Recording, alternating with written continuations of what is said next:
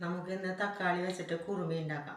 അപ്പത്ത് ചീഞ്ചട്ടി വെച്ചിട്ട് അതിൽ 2 ടീസ്പൂൺ വെളിച്ചെണ്ണ വിതീൻ്റെ അതിൽ 2 കറുകപ്പട്ട ചെറുത്, 2 ഗ്രാമ്പൂ, 3 ഏലക്കായ, ഒരു 6 കുരുമുളക്, 1/4 സ്പൂൺ ജീരകം, 1/4 സ്പൂൺ പെരുംജീരകം, പിന്നെ ഒരു സവാള നേരിയതായി അരിഞ്ഞത്, കുറച്ച് വേപ്പിൻ്റെ എല്ലാം കൂടി ഫ്രൈ ആവട്ടെ.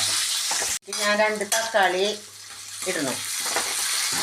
എനിക്ക് അരപ്പ് ചേർക്കണം. അതിൽ 2 പിടി നാളികേരം എടുക്കുക, 3 പച്ചമുളക്, ഒരു 5-6 പോറ്റ് വെളുത്തുള്ളി, ഉപ്പ്, ഒരു കഷ്ണം ഇഞ്ചി. ഇത് നമ്മൾ മിക്സിയിൽ അടിച്ചിട്ട് ഇത് അതിൽ വീഴ്ത്താം. നമ്മുടെ തക്കാളി നന്നായി വെന്ത് കിട്ടിയതിൻ്റെ പിന്നെ ഇതിൽ ചുവന്ന മുളക് ഇടണ്ട കേട്ടാ. നമ്മൾ കുരുമുളകും പിന്നെ 3 പച്ചമുളകും ചേർത്തിട്ടുണ്ടല്ലോ. തേങ്ങേര കൂട്ട് മിക്സിയിൽ അടിച്ചത് ഇതിൽ വീഴ്ത്തി നേരിയതായിട്ട് തിളച്ചു. ഇപ്പം നമ്മുടെ തക്കാളി കുറുമ റെഡിയായി.